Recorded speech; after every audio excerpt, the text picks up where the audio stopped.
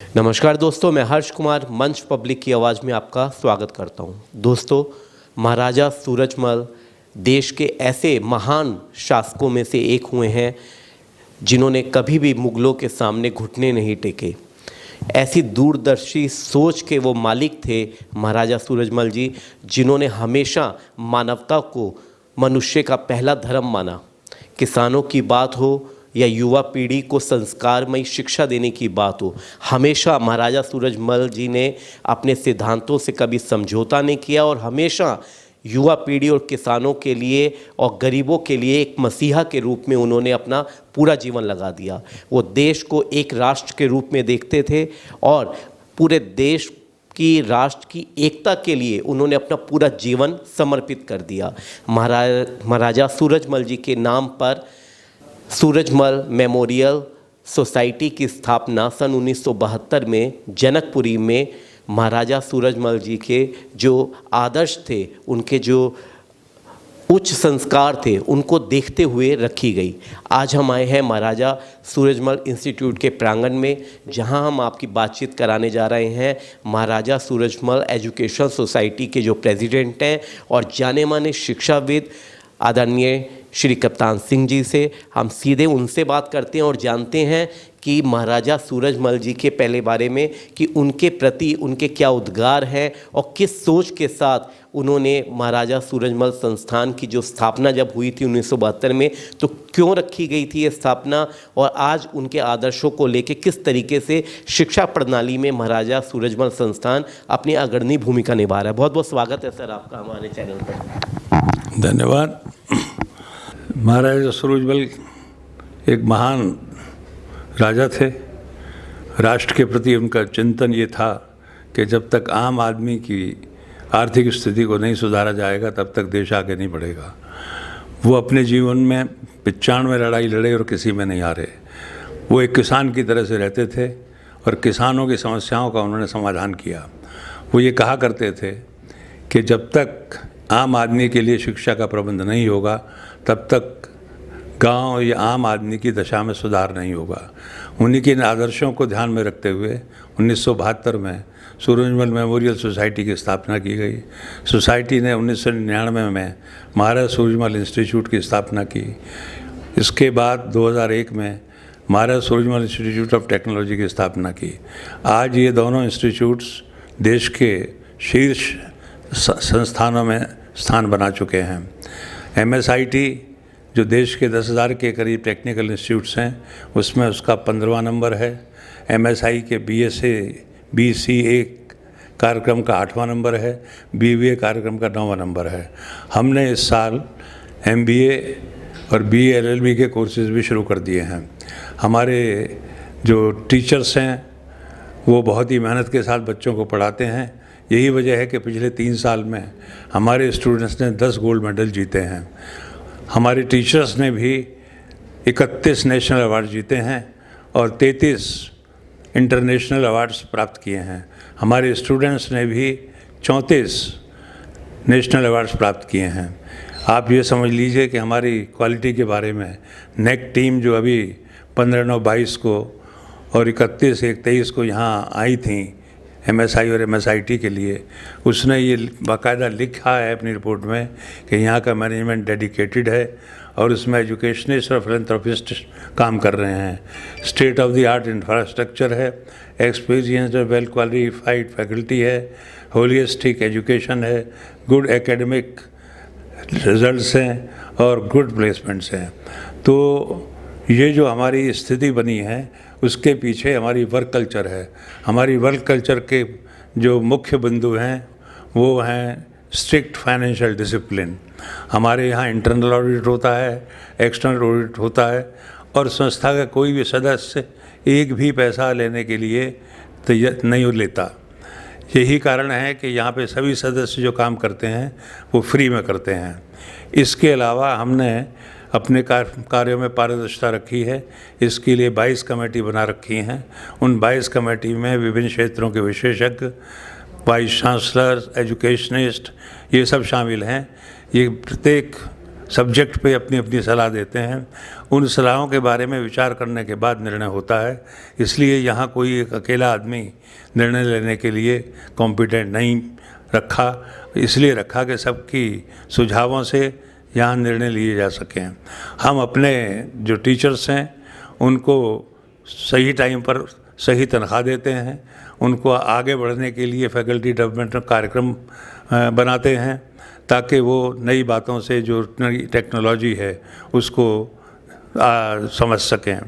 Student के लिए भी हमारा विचार ये है कि केवल उन्हें पढ़ाने से जो करिकुलम है उससे काम नहीं चलता, मार्केट की डायनेमिक्स को देखना पड़ता है, इंडस्ट्री के रिक्वायरमेंट को देखना पड़ता है, समाज के जो रिक्वायरमेंट है उसको देखना पड़ता है, टेक्नोलॉजी जो आगे तरक्की कर रही है उसको देखना पड़ता है।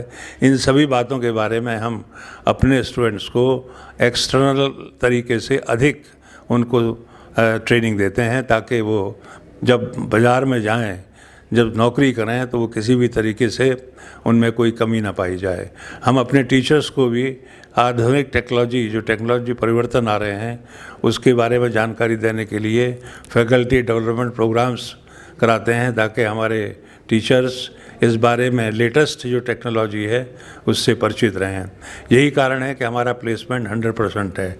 हमारे जो भी बच्चे प्लेसमेंट होना चाहते हैं उन सभी को जो कंपनियां हैं वो प्लेसमेंट उनको मिल जाता है।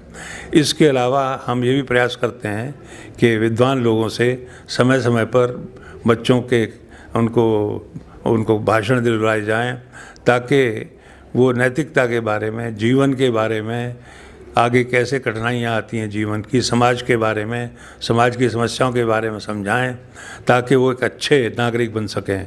वो न केवल अपना बल्कि अपने पेरेंट्स का, अपने कॉलेज का नाम इसकी प्रतिष्ठा कायम रख सकें।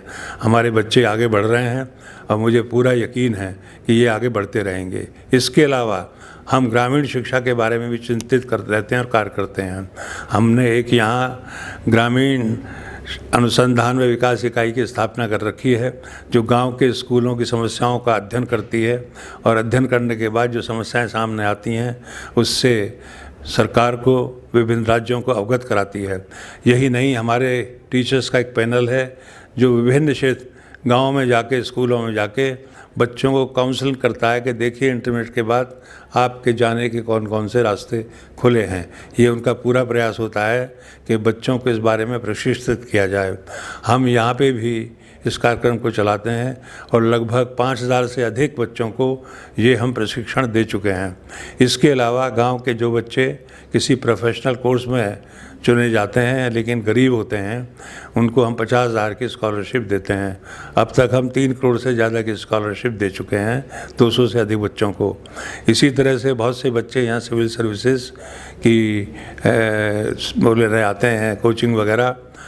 उनमें से जो बच्चे पहला एग्ज़ामिनेशन पार कर लेते हैं प्रिलिमिनरी, अगर वो उनकी फाइनेंशियल कंडीशन ठीक नहीं है उनको 30,000 रुपये की हम स्कॉलरशिप देते हैं और जो बच्चे सेकंड को कर लेते हैं उनको एडिशनल 20,000 की देते हैं। अब तक हम 200 बच्चों को 76 लाख की स्कॉलरशिप दे चुके हैं और खुशी की बात यह है कि इनमें से 45 बच्चे सिविल सर्विसेज में चुने जा चुके हैं। हमारा उद्देश्य है कि शिक्षा ऐसी हो जो समाज के काम आए। शिक्षा इस तरह की ना हो कि व्यक्ति पढ़ लिख के भी समाज की सेवा ना कर सके। हमारा पूरा प्रयास ये रहेगा कि हमारे बच्चे हमारे इस दृष्टिकोण को समझें और जीवन में सफल हों। जी, गुरु गोविंद सिंह इंद्रप्रस्थ यूनिवर्सिटी से एफिलेटेड है MSI। किस तरीके के कोर्सेज यहाँ पे कराए जाते हैं, कोर्सों के बारे में थोड़ी जानकारी दें सर। देखिए, इसमें जो हमारा महाराज सूरजमल इंस्टीट्यूट है इसमें BCA, BBA और B.Ed के कोर्सेज़ हैं। अब इसमें MBA और LLB कोर्सेज शुरू हो गए हैं।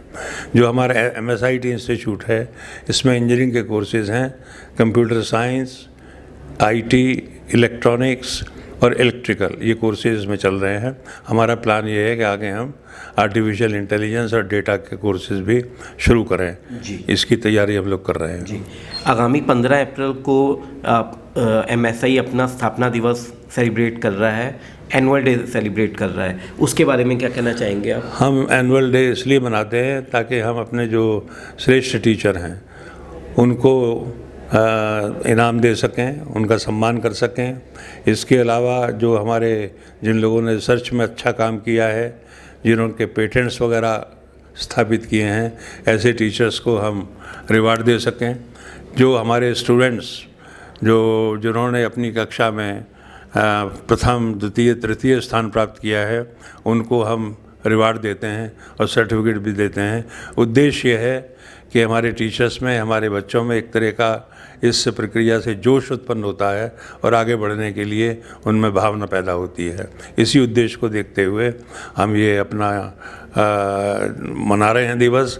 इसके मुख्य अतिथि हमारी आईपी यूनिवर्सिटी के वाइस चांसलर साहब हैं। जी, आप उन शिक्षकों को के साथ साथ अभिभावकों को और बच्चों को क्या मैसेज देना चाहते हैं जो MSI से शिक्षा ग्रहण करके देश का और अपना और अपने अभिभावकों का नाम रोशन कर रहे हैं? हम उनको ये कहना चाहते हैं कि आज वो जिस स्थान पर खड़े हैं, उस स्थान पर खड़े होने में उनके माता पिता का और समाज का ऋण है। उस ऋण को उतारने के लिए आवश्यक है कि अपने समाज की, अपने पेरेंट्स की, अपने देश की दिल से सेवा करें। जी, तो ये थे आदरणीय कप्तान सिंह जी, जिन्होंने महाराजा सूरजमल जी के बारे में बड़े ही विस्तार से दर्शकों आपको बताया। साथ ही महाराजा सूरजमल इंस्टीट्यूशन किस तरीके से शिक्षा के क्षेत्र में अग्रणी भूमिका निभाते हुए पूरी नैतिकता के साथ और नैतिक शिक्षा का भी ज्ञान बच्चों को देने का काम कर रहा है, इस सब के बारे में आदरणीय कप्तान सिंह जी ने आपको अभी अवगत कराया। और हम भी यही आशा करते हैं कि MSI इसी तरीके से सफलता के शिखर को वो छूता रहे और अपने मुकाम को, सफलता के मुकाम को वो पाता रहे। धन्यवाद दोस्तों।